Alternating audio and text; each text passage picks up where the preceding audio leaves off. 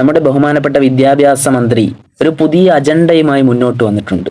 സ്കൂളുകളിൽ ഈശ്വര പ്രാർത്ഥന നിർത്തലാക്കണം. ഇതിലൂടെയുള്ള ഭരണകൂടത്തിന്റെ ലക്ഷ്യം മതമില്ലാതാക്കുക എന്നതാണ്. മാതാപിതാക്കളെ, നമ്മളും സ്കൂളുകളിൽ പഠിച്ചവരാണ്. ഇത് ഏതെങ്കിലും ഒരു മതത്തിന്റെ വിഷയമല്ല. ഓരോ മതത്തിന്റെയും A to Z പഠിച്ചവരുടെ മക്കൾ ഗവൺമെന്റ് സ്കൂളുകളിലും മറ്റും പഠിക്കുന്നുണ്ട്. അവരുടെ മാതാപിതാക്കൾ ആരും ഇന്നേ വരെ ഈശ്വര പ്രാർത്ഥന എൻ്റെ മകന്റെ ആദർശത്തിന് യോജിച്ചതല്ല, അതിനാൽ എൻ്റെ മക്കളെ ഞാൻ സ്കൂളിൽ വിടില്ല എന്ന് പറഞ്ഞ ചരിത്രമില്ല. യഥാർത്ഥത്തിൽ ഈശ്വര പ്രാർത്ഥനയിലൂടെ കുട്ടികളുടെ മനസ്സിൽ വളർത്തിയെടുക്കുന്നത് ഒരു ദൈവവിശ്വാസമാണ്.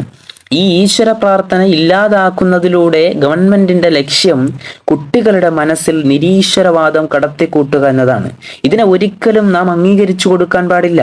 മാത്രമല്ല, ലോകത്തിന്റെ പല ഭാഗങ്ങളിലും വിദ്യാഭ്യാസം എങ്ങനെ പുതിയ ടെക്നോളജികളിലൂടെ പുരോഗതിയിലേക്ക് കൊണ്ടുവരാമെന്ന് ചിന്തിക്കുമ്പോഴും നമ്മുടെ നാട്ടിലെ വിദ്യാഭ്യാസ രംഗത്തെ ചർച്ച സൂംബ ഡാൻസ് വേണോ വേണ്ടേ, ഈശ്വര പ്രാർത്ഥന വേണോ വേണ്ടേ, ഇങ്ങനെയുള്ള വളരെ ബാലുഷ്യമായ കുട്ടിക്കളി പോലെ തോന്നുന്ന തരത്തിലുള്ള ചർച്ചകളുമായിട്ടാണ് ഇന്ന് നമ്മുടെ നാട്ടിലെ വിദ്യാഭ്യാസ രംഗത്തെ ചർച്ചകൾ നീങ്ങിക്കൊണ്ടിരിക്കുന്നത്.